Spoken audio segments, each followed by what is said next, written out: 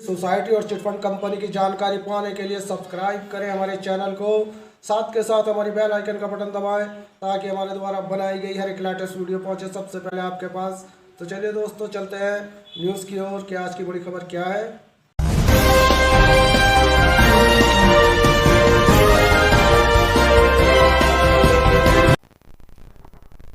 दोस्तों, आप भी अगर PSL इंडिया लिमिटेड के निवेशक हैं तो ये खबर आपके लिए है।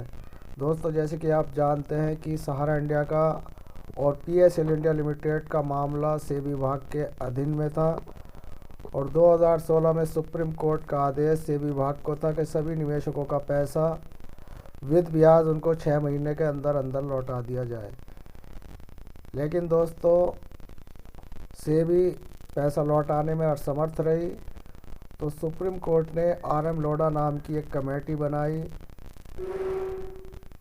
और उस कमेटी को PSL इंडिया लिमिटेड के जितने भी प्रॉपर्टीज़ वगैरह थी वो बेचकर निवेशकों को पैसे लौटाने के लिए सेबी विभाग को देना था।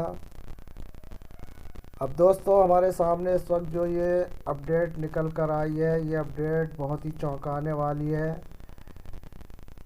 जैसे कि आप जानते हैं कि पल्स इंडिया लिमिटेड ना तो अब कभी अस्तित्व में आएगी और ना कभी उनके ऑफिस खुलेंगे और पैसे की देनदारी 49,000 करोड़ रुपया जो इस वक्त सेबी विभाग के अधीन थी, उसने यहाँ पर अपना पल्ला झाड़ लिया और एक यहाँ पर इन्होंने एक अपनी सूचना जारी की है। सेबी विभाग की तरफ से एक बड़ी सूचना आई है। कैपिटल मार्केट रेगुलेटर सेबी ने मार्च 2022 के अंत में 67,000 करोड़ रुपए का बकाई राशि डिफ़िकल्टी टू रिकवरी यानी कि वसूली मुश्किल है की कैटेगरी के तहत अलग कर दिया है।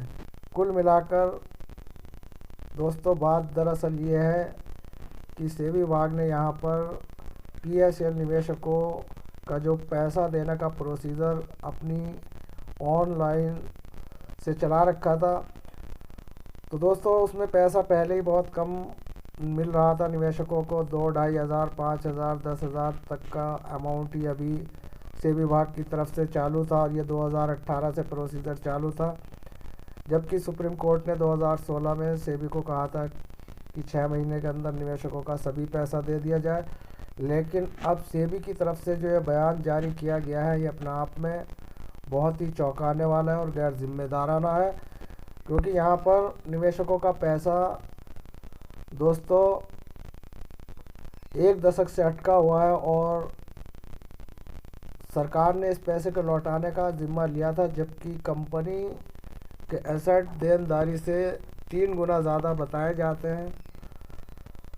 तो दोस्तों, इसके बावजूद भी सेबी विभाग कह रहा है कि ये बहुत ही इसकी वसूली करना बहुत मुश्किल है और इसको जो है उस श्रेणी में डाल दिया है जिससे मतलब निवेशकों को पैसे मिलने की जो है कहीं से कहीं तक कोई यहाँ पर ऐसी रूपरेखा दिखाई नहीं दे रही कि सेबी विभाग निवेशकों का पैसा लौटा सके। अब दोस्तों, जब सरकारी तंत्र ही निवेशकों से पल्ला झाड़ चुका है तो अब निवेशक क्या करें। कंपनी पहले ही बर्बाद कर दी सेबी विभाग ने, जबकि कंपनी खुद पैसा देने के लिए आगे आ चुकी थी,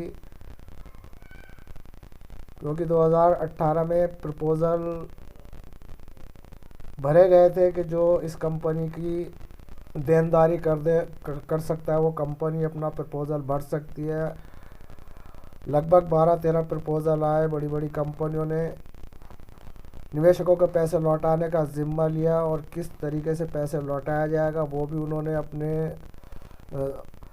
बताया कि किस तरीके से हम निवेशकों का पैसा लौटाएंगे। लेकिन प्रपोज़ल केवल एक दिखावा था।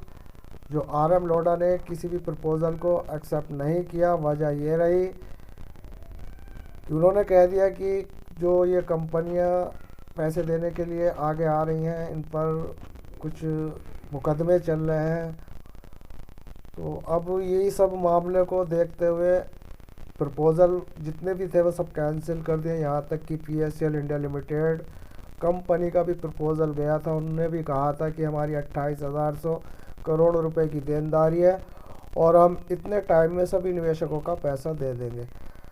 अब दोस्तों RM लोढ़ा जो चीफ जस्टिस हैं और जिसको सुप्रीम कोर्ट द्वारा नियुक्त किया गया इस कमेटी को, अब दोस्तों वो कमेटी इस वक्त निवेशकों के हक में नहीं है।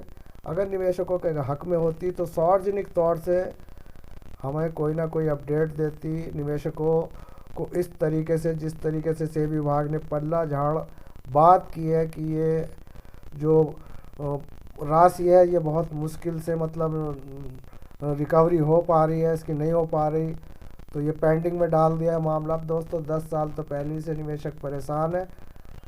अब ये हालात यहाँ पर सेबी विभाग ने जो खड़े किए हैं और उसने इसको मतलब एक वसूली मुश्किल कैटेगरी में डाल चुकी है।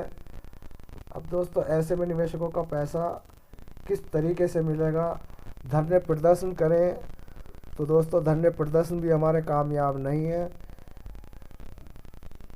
क्यों नहीं है कामयाब? क्योंकि सरकार इस ओर ध्यान नहीं देती। धरने प्रदर्शन कितने भी कर लो, लेकिन सरकार अपनी मर्जी से अपने काम कर रही है और निवेशकों के हक में अभी तक कोई प्रोसीजर ऐसा नहीं चला पाई सरकार जो निवेशकों के हक में हो। ये हालात बने हुए हैं हिंदुस्तान के, और कोई एक कंपनी PSEL नहीं, ऐसी न जाने कितनी कंपनी है जिनका पैसा सेबी विभाग से नहीं दिया जा रहा।